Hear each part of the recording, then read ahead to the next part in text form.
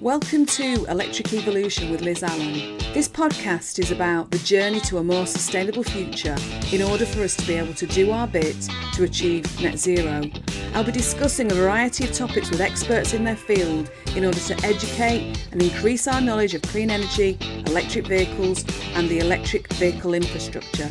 So whether you're an individual wanting to make a difference at home, a small business or a corporate, this podcast is just for you. Today on the podcast, I have got with me Phil Shadbolt. Now, Phil is the Chief Executive of Easy Charge. He's also the Chairman of Zeta Specialist Lighting. Now, just to start off with, thank you ever so much for joining me today, Phil. No problem, my pleasure. We met, it's probably 2 weeks ago now, isn't it? I know, time flies. And we were introduced by Jenny Figueredo. I hope I've pronounced her name correctly. Yeah. I'm terrible. From Oxfordshire County Council. Yeah. Because you've been providing charge points to Oxfordshire for a little while, haven't you? I have. So yes. and I came up to your manufacturing plant and your offices, which was just amazing. So thank you ever so much for being so kind and showing me around and everything. And then we went to one of the hubs in Bicester, didn't we, afterwards? Yeah, Claremont. Yeah. Yeah, it was brilliant. So just for me, that was just a perfect experience, just to be able to see everything working and seeing cars charging and seeing, because you literally manufacture, don't you? So, but I'm not gonna give it all away now because I want to talk about this because it was so lovely to get to know you a little bit that day as well. So can you give me a little bit of your background on why you started Easy Charge? Because Easy Charge is part of the Zeta group, isn't it? Yeah, Easy Charge now is a completely standalone company, but I started the Zeta Group, or Zeta Specialist Lighting, about 35 years ago as a spin-out from Oxford University. My background is electronics. I'm an electronic engineer, a bit of a geek, if you like. And the reason I started Easy Charge was I was quite an early adopter of electric vehicles, and I bought a Tesla, and I had the poor experience of trying to charge the car in public car parks. I thought, crikey, I've got a degree in electronics and I can't get this damn thing to charge. So what's the chance for just for anybody just to rock up and get chargers working? So I thought there's an opportunity here to actually make charging easy and reliable, because in those days and in some instances even today, it's very difficult to get these things working. So some of the charge point operators, you've got a 50-50 chance when you get there whether or not you'll be able to charge your car. And you imagine if you've got just 5 miles left and you want to get home, it's quite stressful. So what we wanted to do with Easy Charge was take the stress out of it, make these things reliable, make them very, very easy to use. And that was the vision and the mission, if you like, for Easy Charge when we started it. But that's brilliant because literally, I saw the prototype, and that was very different to the charge points that you've got now, isn't it? Yeah. We were lucky because we won a grant from Innovate UK. That's what started this whole process off about 4 years ago. So we won a collaborative grant with University of Oxford, with SSE, with Oxfordshire County Council and another local software firm. And the Innovate UK wanted us to do a pilot for EV charging to make it reliable and easy to use. And we selected 20 car parks in Oxfordshire. There's 100 car parks in total in Oxfordshire, but we selected 20. And the reason for those were they were close to shopping areas. They were close to where people have houses that don't have driveways. So these people will never be able to charge at home. So they really need charging hubs. So that was the priority for this Innovate UK project. And we set about working on all kinds of things in the project. It wasn't just the charger. It was about how to use it, where they'd be located, how we'd work with the university to collect data, how we'd also work with Oxfordshire County Council to make sure these things were in the right place. And in effect, what we had to do is reflect a really good image on the county councils and the district councils, because that's when people charge their car, that's who they think is offering the provision. You'll often get a comment back saying, well done West Oxfordshire, for putting these charges in. Well, yes, we have worked collaboratively with West Oxfordshire, but it's Easy Charge that run them, that maintain them, that operate them. So it's really nice that we, hopefully through our service, we've given a very good reflection on the district councils. Yeah, I think you really, really have. It was kind of interesting to, like I say, to see them in place in the first place, and actually, can you explain how you got from the prototype to what you've got now? Because it's a really robust kind of two-armed charge point, isn't it? Yeah, so we started off with quite a small, like you say, the prototype that you saw was quite a very small unit. Kind of little bollard size, wasn't it? Yeah, very, very, very small. But what we found was when we put some of those prototypes on the street with the city council, probably crikey going back 6 or 7 years ago, what we found was they were getting always knocked down. People reversing into them. They were getting vandalised. We even had a Cadbury's cream egg slotted into the connector. Oh no! And honestly, it was very, very difficult and therefore costly to maintain these things and keep these operational. And that's kind of how the idea evolved. Is we started off doing on street. We realised that was going to be very difficult and costly, and then we moved to the concept of hubs, a bit like Tesla. So if you go to a Tesla supercharger, there's several chargers there. You're almost guaranteed of getting a parking space and a charging space. And obviously with Tesla, because they're reliable, they're working. So that was kind of how we evolved to move away from street charging to hub charging. And I have to say, it has been very, very successful. We don't have, I'd say we'd have no vandalism. We have very, very little vandalism. I think we've had one bit of graffiti that was sprayed on one of the chargers, but we use special paint, so we can wipe it off immediately. And so when people get used to the idea that if you put graffiti on, it's not going to stay on there, they don't bother. So we've had very little vandalism. It's been just like the Tesla superchargers in terms of reliability and ease of use. And that's what's made it very, very successful for everyone. And how long has it taken you to put the hubs, or how long does it take you to put the hubs in place? Well, this project was actually over. It was supposed to be a 2-year project, ended up being a 3-year project. So the first year and a half really was to develop the product, and the second year and a half was actually getting all of the legals in place, doing the civils work. There's things called wayleaves where if you have to dig across land that's owned by somebody else, you have to get their permission. So there's quite a lot that goes into the planning process. Even one of the district councils just wanted to make sure, so we had to apply for planning permission to put the chargers in their car parks. So there's quite a lot of process you have to go through. You have to apply to the DNO to get a grid connection, district network operator to get the grid connection. You then have to work with the subcontractors to physically dig up and make the connection. And this is a really interesting part. When they make the connection for these chargers, they have to go onto a live connector.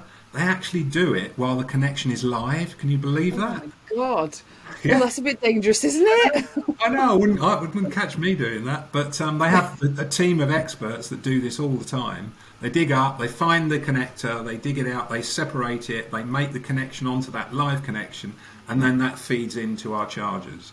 So there's quite a process to go through: legal, installation, the civils work, and then eventually you get to the nice bit, which is plugging the charger in and doing the line painting.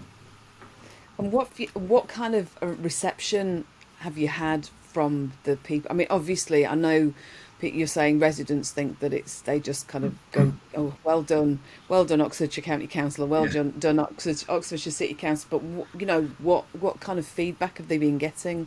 Well, a really good example of this, we were actually, with Zeta Lighting, we were at the Abingdon Eco Fair last weekend, and we had our Easy Charge car there. So we've got a support car, which is a BMW i3, all badged up as Easy Charge. And somebody walked along and he said, "Oh, I recognise Easy Charge." And he said, I just wanted to say, thanks very much for putting these in. It's the best charge point network we've ever used. And I thought, well, I'm happy with that. I'm happy with that. So I bet that was such a brilliant feeling. Oh, it's wonderful because I think people don't appreciate the amount of work that goes into this. Not just me, it's my team here. I've got a Yeah, fantastic team of guys. My yeah. engineers are just unbelievable. The amount of love and care and attention they put into these charge points to make sure they work. For example, one of the problems with electricity obviously is water. So what we do is we measure the dew point. That's the point at which moisture is created, if you like, inside the charger. So we measure that, and then if we detect any moisture, we turn on a fan heater. So that Yes. actually then creates an environment that means that water will just evaporate, and that means that the charger always works. So Yes. it's things, that attention to detail that our engineers here have gone into to make sure these things work, which is why it's a big machine. I suppose if there is a criticism, people will say it's a very large machine for a 22 kilowatt charger, because you can get 22 kilowatt chargers that are much smaller. But we did that on purpose. We wanted to make it large, chunky, reliable. It's got to last at least 10 years. That's the duration of this contract. So we wanted to make sure it's going to stand the test of time and still be there in 10 years. I was going to, do you know, you kind of answered one of my questions, because I was going to say, what makes a good charge point? Compared to you've had that Tesla for years now, haven't you? I have, yeah, And yeah. you've seen the charging infrastructure evolve over time. Yeah.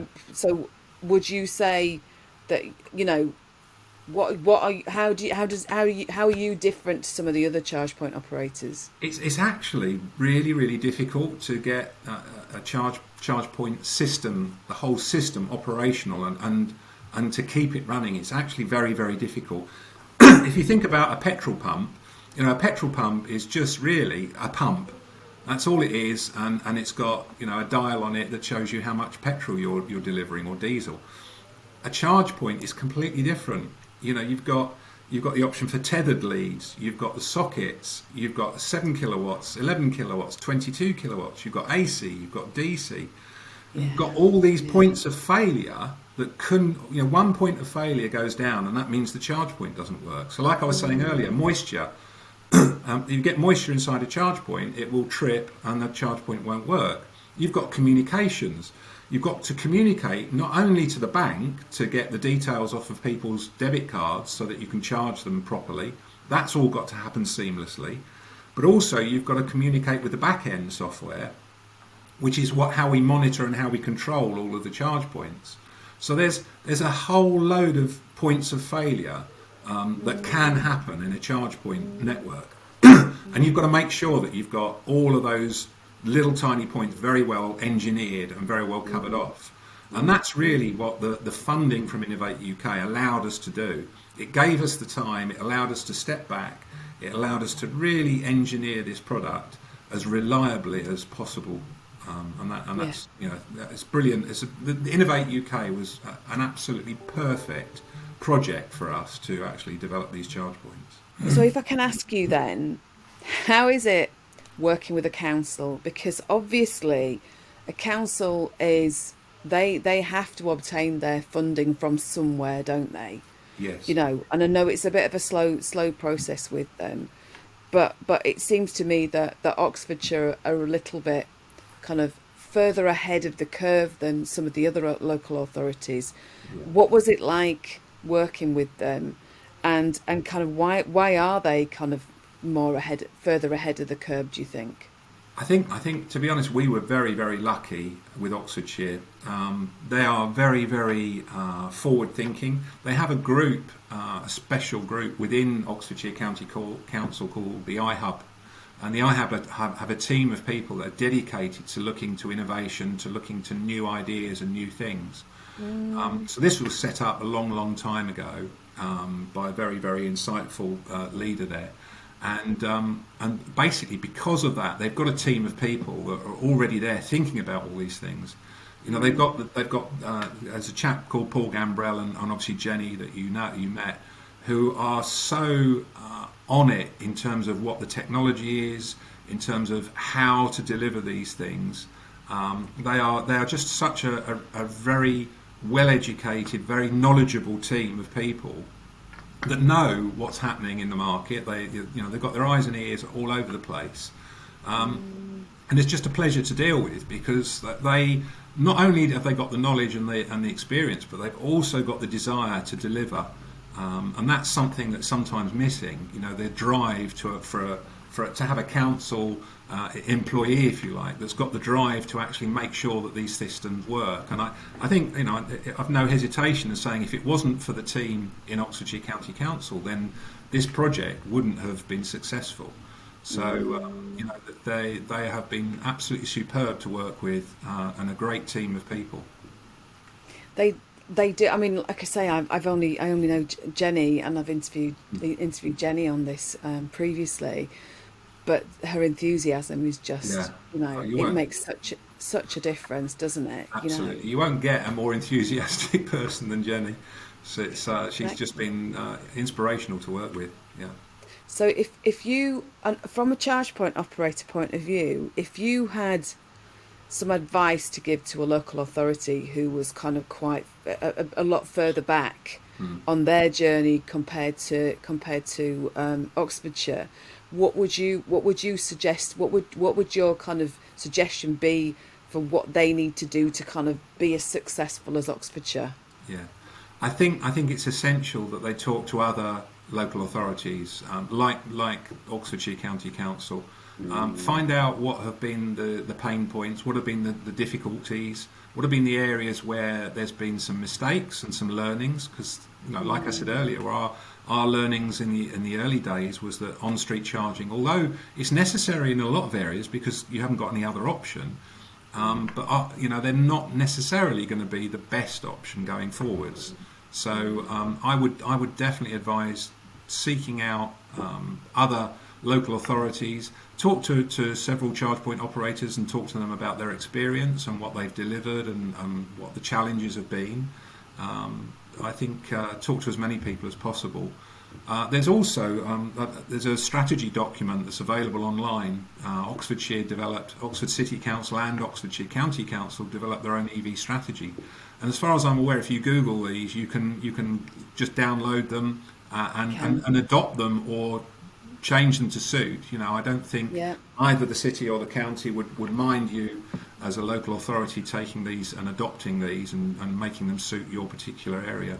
I think that'd be good. I've got to say, it is a very, very good document. Yeah. I've kind of, you know, I've started talking to local authorities myself, and actually for anybody who, like you say, from on the local authority side or on the charge point operator side, learning the language, understanding what has been done before, what a successful charge point infrastructure or strategy looks like. So definitely you can download it as a PDF. It's open source as long as you know what you're looking for. So I think it's the city council, isn't it? the strategy, or is it? I can't remember. There's two. There's Oxfordshire's got two. They're very similar, but there's Oxfordshire County Council EV strategy, and then there's the city council also have one. Yeah, so you might as well actually download both and utilise what's already been done. Because, work's done. Yeah, exactly. Because actually, if you can jump a few hoops by reading a strategy document in advance of doing all this, then it's going to make a massive difference. Because and also have, like you're saying, have those conversations, because it'll. I always say this during the podcast: you don't know what you don't know. Yeah. And actually, if you don't know what you don't know, you need to read something so you learn a little bit, so you know the questions to start asking. Absolutely. And I think the other thing is to go travel around and try them. Actually, you know, use the product, test the product, test our product, test other people's products, and actually say, well, I'm now a user. How am I interfacing with this? Is it friendly? Is it easy? Is it something that? Because at the end of the day, this whole thing is going to be in for a long time, because the investment is so heavy. You know, the investment for one of these charging hubs is multiple hundreds of thousands of pounds. Yeah. So it's got to be in there for a long time. It's got to be right. Yeah. And what you don't want as a local authority is to be stuck with something where people at the end of the day aren't happy with it, and they turn around and it's a poor reflection on the districts, as I said earlier. and they say, well, these aren't very good charge points, or the system doesn't work very well, or I can't use credit card to pay, or I don't know how to use it and I've got problems and nobody helps me. These are all the things that you really need to drill down on, because if you get it wrong, it's going to be a bad reflection on your local authority. So I've actually got your website up beside me. I'm looking at a photo, and I took photos, didn't I, of the hub when we were there, and they are very robust, kind of charge points with kind of there's two cables going in, so you can actually charge two cars at the same time. In the hub, there's no curbs, so theoretically it should be okay for disabled or people with limited mobility. What would you have you had feedback from people who are disabled? Have they been happy with what what you're kind of providing as well? Yeah, we've tried wherever possible in Oxfordshire to actually have one bay that's got, if you like, accessibility. So it's sort of slightly wider. Some of the bays have got sort of crisscross marks for people in wheelchair access. So we've tried to take it on board as much as you can in a car park, because obviously you've got to also try and utilise the amount of bays you've got, and you've obviously got restrictions within the car park. So wherever possible, we've tried to make it more accessible for disabled. Yes. Yeah. So that makes a massive difference. And what was the thought about actually having it? Because I mean, it's a big unit anyway, isn't it? Yeah. The idea of actually, when did you go from deciding you were just going to have one charge point to two in there? Yeah, well, we just figured it's easy to put two connectors inside. If we're making a large housing, we want one charge point to feed two bays, and then we made the decision. We had a long debate actually as to whether or not we should have sockets or whether we should have tethered leads for people to charge the car, and we kind of decided in the end of the day that we're all quite lazy. And rather than opening the boot and getting your own cable out and then dropping it on the floor, getting covered in water and mud and messing about, actually it's just easy, like a petrol pump. Just click it out of the charger, plug it into the car, and that's it.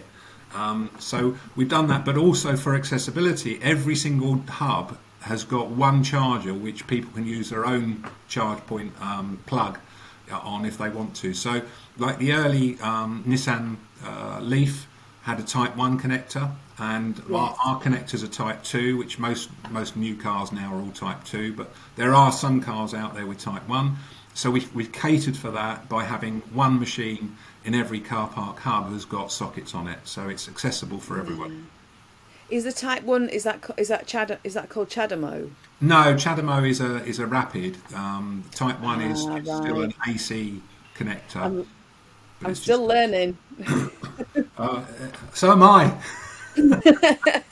So hang on. So CHAdeMO, what? So that's rapid.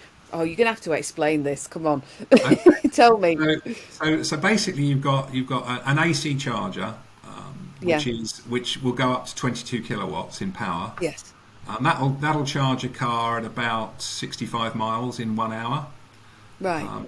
AC at home, so AC at home is single phase, 22 kilowatt is three phase, so you get a third of the power, so you get about 7 kilowatts at home, and that will charge your car at 25 miles, 28 miles in an hour. So our chargers give you quite a fast charge, but if you want to get a very, very fast charge, you want a rapid. Now, a rapid charger is typically 100, maybe 150. Some of them even now are coming out 200 kilowatts. So that will charge your car literally in 20 minutes, up to 80% full. But that uses DC, direct current, and that uses a different connector. So on the connectors for the rapids, you have two at the moment. You have CHAdeMO, which is if you like the first one that came out, the Japanese way of connecting. But the more common one now is called CCS. So the new Teslas, most of the new cars now have a CCS connector, and that will put a rapid charge into your car. So it's a different plug. It's a different plug basically to an AC. Okay. Because not all not all EV, am I right? Not all EVs can use rapid chargers, or can they all now? Nearly all now, yeah. Most Yeah. cars now can take a rapid charge. Some of them will take 50 kilowatts, some 60. Some of the newer ones are going in at 200, maybe even 350 kilowatts. So the move is more, more power, faster is what everyone's moving towards. That's what everybody wants. Yeah, yeah, exactly. And because again, and I always talk about this, there is that level of negativity about, oh, it takes a long time to charge a car, but that's usually from people who don't have EVs. They've heard through the grapevine that it takes a long time to charge an EV, but actually, if you think about it, if you're, I know that we're talking, we're talking about hub charging, but actually, if you're, because I think what you said to me, the idea of the hubs were for people who haven't got, they haven't got an ability to charge at home, they haven't Yeah. got lamppost charging, they will come to the hub, so they're more likely to leave their car there all day, anyway, aren't they? Well, they can. They can. I mean, in most of the car parks, you can that we've got our hubs in. You can actually leave your car there overnight, free of Yes, charge, yes. and you Okay. can then benefit from a lower rate as well. So we charge less for overnight charging, Mm, and this mm, is really aimed at the local people that don't have access to home charging can then use one of our hubs overnight. So we're seeing quite a lot of utilisation in certain car parks. We see a lot more, depending on the location. But when you think about a 20, a lot of people say, "Oh, you need a rapid, you need a rapid," and yes, in some instances you definitely need a rapid. But you think about if you're going shopping, you're going shopping for an hour, maybe 2 hours, you're going to get maybe 100, 120 miles of charge in. Well, the average utilisation of a car in the UK is about 39 miles a day. yes. So, you're covering 2 or 3 days in one visit to the shops where you're just going Yeah, shopping for a couple of hours. So it's a mindset thing, I yeah. believe. Now, I'm fully converted over to an electric vehicle. It's very much a mindset thing. You tend to think, where am I going tomorrow? Had I better make sure I've got a full charge, or will 100 miles, 60 miles do for me just going Mm, to the shops and back? And as long as mm. you just think about and you just forward plan a little bit more than you maybe used to with a petrol or a diesel, then very. I've not run out yet anyway in 7 or 8 years that I've been driving. And I was going to say, I mean, it's funny. I've got, neighbours who've said to me, "Oh, but what happens when I want to drive 300 miles?" Well, you're not, and this is neighbours in kind of like their sort of late 60s, early 70s, and I've kind of said to them, "Well, are you going to be driving 300 miles in one go? Yeah, exactly. Surely Yeah, you'll want a comfort break part way through." yeah, So it's this the mindset about feeling that they need to have, if at the moment, for example, my car, I've still got a combustion engine car at the moment, and it takes it's 500 miles to a tank. Now it'll take me quite at the moment because I'm not driving around too much, but at the moment it'll probably take me a little while to kind of use up all of that. It is just changing the way you think about stuff, isn't it? very much And so. like you say, if you've got a hub like you're talking about, and I was going to ask you, would you advocate to councils that if they can use a hub, that's a good way of actually, kind of having a place for people to kind of Very come much so. overnight? Oh yeah, Yeah. very, very, very much so. Because it's like I said earlier on the Tesla. You go to a Tesla hub, you've got a bank of chargers. You've got a very good chance of getting in on that bank of chargers and being able to charge. If it's a street and you've got one charger down a street, well, the chances are you're not going to be able to plug in. So you can go to a hub with quite a good degree of confidence that A, you'll get a charge, and B, something will be available for you. So I think the hubs is definitely the way to go, and I think that's what people will start to see as being their preferred destination to actually go for a charger. And actually, if you're like you're saying, if it's only 39 miles kind of a day, they're only probably going to have to charge up what, once a fortnight ish, once a 10 Possibly, days, yeah, something like yeah, that. yeah, yeah, My exactly. maths probably isn't working today, but to me, it's just it doesn't necessarily mean that they need to No. charge every week. No, absolutely. But I think what happens is people probably go to the shops and say, well, there's a charge point there. It's a reasonable price. I'll plug it in and I'll just top it up. Why not? And then and I think that's what happens with a lot of our charge points is our average charging session is 1.5 hours. So it's not a huge length of time. So I think people are using them just to say, well, I'm here. I'll put some power into the car. Why not? We do occasionally get people saying, look, I've nearly run out. I need a charge, and I'm going to sit here until I've got enough charge to get home. Well, that's fine. Yeah. And I was going to say, so in your hub, the one that I saw, you've got like a little substation there as well, haven't you? So that was obviously part of the install, having to get the substation put in. Yes, so the big box that we saw at the back, that's actually what we call a kiosk. That particular one that you saw wasn't a substation. That's just a kiosk, which has got all the safety device in it. It's got like the meters, it's got the trips and everything in it. But you're right, a lot of sites need a substation upgrade. So that's one of the challenges it's going to be for all of us going forward in the next few years is how quickly the local district network operator will be able to upgrade the substations to give us the power we need. And we already, with our hubs that we've only deployed them 12 months ago, we already on some of those hubs want to put more chargers in and we want more capacity. So it will be a challenge for all of us going forwards. Yeah, I can imagine, because I've heard lots of stuff about the grid taking quite a long time to allow various things. I think it was more solar farms and things like that, or wind farms that were kind of taking. Wind farms were taking about 10 years or something like that for kind of companies to actually be able to kind of get the connections and everything. Can you just explain a little bit about how the Levi funding worked with regards to yourselves, you guys working with the local council? How did that work? How did that filter through to you? Okay. So because we did our system sort of over a year ago before Levi, which is the new fund, was announced. So we were on a system called AUX, off-road charging system, and that funded 75% of the costs of the installation of our chargers. Now, the new funding, which I believe has now been allocated by the government, some 380 million, has now been allocated to local authorities for charge points. Now, I don't think that's going to be at the same level as 75% funding. I think that's up to each local authority. I'm not an expert in Levi by any means, but my understanding is there's an allocation of funds for all local authorities that they can actually use to build their own business case for how they want to deploy chargers. And this is AC chargers, this is DC, this is in rural locations, this is in hubs. So my understanding is that there's going to be a need for a lot of charge points to be installed over the next 3 or 4 years.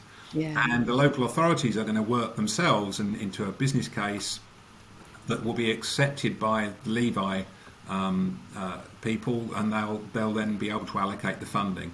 And as I say, whether it's 40% funding, 50% funding, or perhaps in rural locations, it might have to be 100% funding, because charge point operators like us, we can't afford to put small charge points in a rural location that might not get any utilisation. Yeah. They might have to be, to offer the service, they might have to be 100% funded.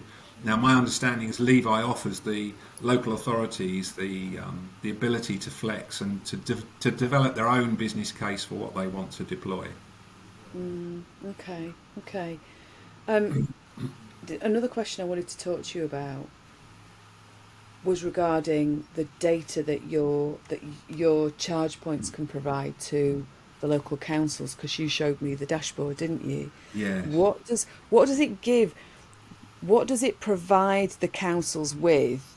Why is it important? Yeah, very, very good question. Very, very good question, Liz. So what we realised early on through our Innovate project was actually it's going to be quite difficult for local authorities to manage, especially if they've got multiple charge point operators in.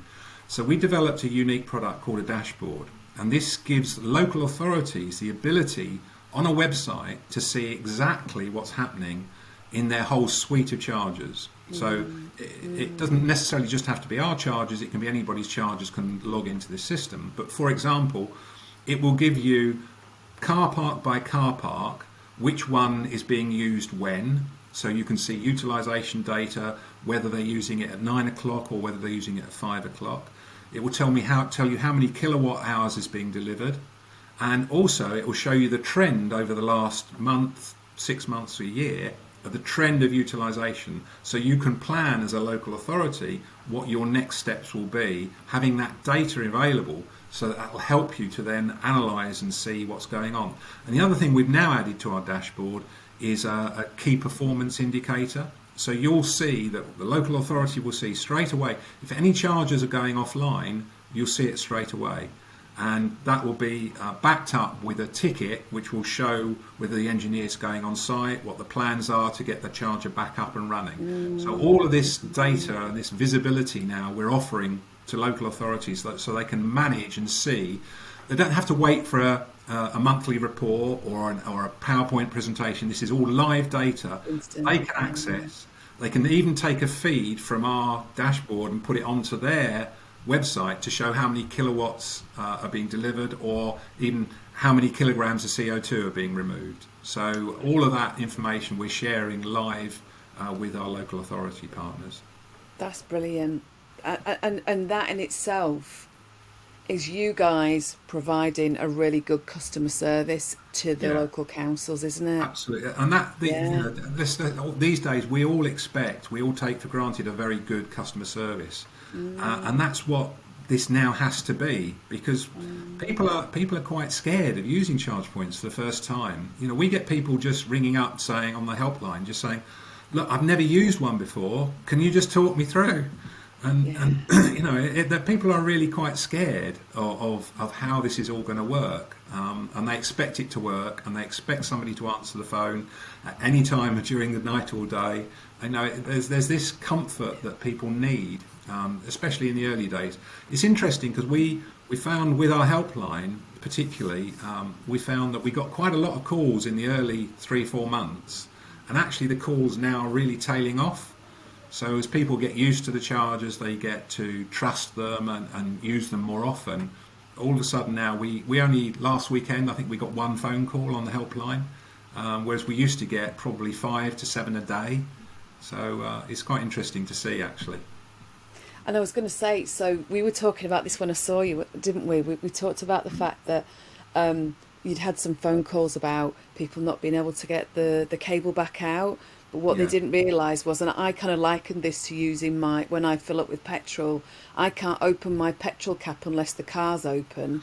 Yes. You know, because obviously they've tried to stop people from, you know, in the days where people used to siphon fuel out of cars, you know, when they used to do that, you know, it's the same with kind of an EV, isn't it? That actually, you know, you don't want any Tom, Dick or Harry coming up to your car and pulling out the cable. Yes, exactly. You know, so I totally get it. So you have to unlock the car to actually unplug the cable, don't you? That's right. Yeah, but a lot of people don't realise that. A lot of people come back to the car and they're sort of looking for a button to press on the charger to disconnect them from the car, whereas actually it's the car that controls the disconnect process. So all you've got to do is unlock. On most cars, you just unlock your car and then your charge point gets disconnected. But we get a few calls like that until people realise. Yeah, and I do get it. But like, you know, if you I can imagine you saying to them, you know, you don't want anybody, like I said, you know, taking your cable out your car. If your car's fully charged, yes, it's your responsibility to get to that car because you know it's charged, and then you know you need to take it away. But actually, you really don't want somebody unplugging it. No, absolutely. On your behalf, because that'd just be awful. Yeah. Imagine you've just gone shopping. You think you're going to come back to a full car and drive home, and somebody's unplugged it. Yeah, because they fancy putting it in theirs instead. Yeah, that's right. No, you can't do that. Yeah. It does. Yeah, that to me is kind of sensible. So what's the silly question here? Yeah. What is the weirdest question that somebody's rung up with? Well, the funniest one was a guy just got a brand new car, And he rang up and said, I want to use your charger, but I don't know, I haven't got a clue where to plug it in the car. So we had to Google the car to find out that actually his socket to plug the car in was underneath the emblem on the front grille. So we just said to him, we just Googled it. If you go down the front and push the emblem on the front, that'll open it and you'll be able to plug it in. Oh my God. But that's the dealership though, isn't I know. it? I know, isn't it crazy? I know, isn't it? Oh Yeah, my dreadful. goodness. Please, These dealerships, days, if you're listening. yeah, these days though, you go and pick up a car, they say, here's the keys, bye, off you go. That's it. Because they're just happy to get the dosh off you, aren't they? Exactly, yeah. I've done. There's another podcast episode that might have come out before yours goes out, but basically about what good looks like with regards to, with regards to kind of dealerships, because I've had situations and experiences just going for test drives where I talked about one specific lady in a dealership in Reading who basically said to me, are you sure you don't want your husband to come? Because it's quite expensive. And I was like, he don't give a monkey's love. No. He'd rather walk or kind of cycle or get public Yeah. transport because he's a climate change scientist. So, it's just, so yeah, they're very, very, very different Yeah, it kind is. of perspectives on and information that's there. So I totally get it, but that wasn't down to you, was it? Really, No, that was no, down to the absolutely. dealership to actually take them through the Absolutely. car, Yeah, to take yeah. them around it. I had a fantastic test drive last week at GridServe. So GridServe is obviously, you know them, they're one of the charge point operators, but they also lease cars. And the guy that was taking me through, kind of looking at the car, just showed me everything. He was so knowledgeable, and it just made a massive, massive difference. Very good. So yeah, it's worth kind of actually genning up yourself beforehand, because they're just not all really up on that information yet, are they? It's the fear of the unknown as well, isn't it? If you go from a petrol car, you know what you've been doing for the last 20, 30 years, and then all of a sudden it's a completely different system. So people do Exactly. get, we get calls from people that just say, I've never charged a car before, I really don't know what to do, can you just talk me through it? And when you say, well, you just plug it in and then you push a button and scan your card, they go, what, was that it? Is that all I've got to do? Yeah, that is it. That's all you've got to do. Because you showed me, didn't you? You showed me how it works, and it's literally so easy. Yeah. And if you've got any issues, there's a little QR code on the front. So, it's not a difficult, it's a rugged, good system that is weatherproof, and Yeah. it's kind of heat proof, it's cold proof. So there's all sorts of stuff. You, being the kind of person you are, designing it from the ground up, Yeah. to me, it sounds the best way, to do something like this. No, it is, and we've learned so much along the way as well. I think that's one of the things, being a part of this project, having the university, having the council alongside us, sort of critiquing and saying, well, have you thought about this? Have you done that? So many things that we've picked up along the way from the team that we've been working with to make sure that we can offer the best possible system. That's been invaluable. As I say, the Innovate UK project and the team that Innovate allowed us to pull together on this has just been phenomenal to make sure that we can deliver a successful project. That's brilliant. It does make, yeah. I think the way, like I say, the way that you are, the council and the help that you've had from Innovate's made a massive It shows. difference. It really does demonstrate. I think when you get a university, a local authority, an innovative small business, and you put them all together in a room, and you say, "Come on, guys, there's a problem to solve here," you can actually really do some really good stuff. And you get the right team. You get people like Jenny and Paul at the local authority. You've got guys like Malcolm McCulloch at the University of Oxford that just know their stuff and are so dedicated to making sure that we deliver the best possible outcome.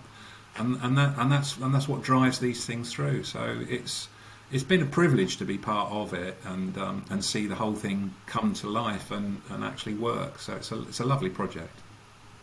I think you've done fantastically. I've got one final question, and I'm sure you knew this is coming because I warned you I was going to ask you this. So, you are an OBE. I am. You have got Order of the British Empire. Please tell me how did you, when and how? What was it? When did you find out? And Well, when was it? it's quite bizarre, because you don't get to find out that you've been put forward. You just get a letter through. And I got a letter through one morning at home, and it had something like, it's from Downing Street. And I thought, oh, crikey, what have I done wrong now? And you open the letter, and you see the letter saying that you've been awarded, would you like to accept? And I was literally shaking. I had no idea. I had absolutely no idea this was coming. And it turns out, I mean, you never really, nobody tells you, but I think what happened is, because we've been very successful over the last 10 years with Innovate UK and doing some awards and winning some projects with Innovate UK. I think somebody there recognised that we'd done quite a lot at Zeta, and realised that not only have we developed some very good products, but we do quite a lot with the local community. We work with the local schools, and we put back in as well. So I think that was recognised, and that was then put forward. But interesting, they rang my wife about a year before and interviewed her, and she never told me a thing. So I don't know. I couldn't do that. I couldn't keep a secret like that. But she never told me. And when the letter came, she sort of said, "Yeah, I knew about this. I knew this was coming." Oh, bless. So how long ago is it? How many years? Oh, I think it was 2015.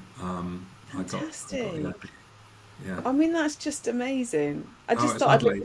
I'd save the best for last. That question. Yeah, I mean, it's just such a lovely experience as well. I was fortunate enough to actually meet Her Majesty the Queen, and she was the one that gave it to me, and that was just the whole experience. The whole day was just wonderful, absolutely wonderful. I can imagine. Yeah. Oh, well done! Congratulations. Thank you very much. Across the board, all the stuff you've done and all the stuff you're doing, keep doing it, Phil.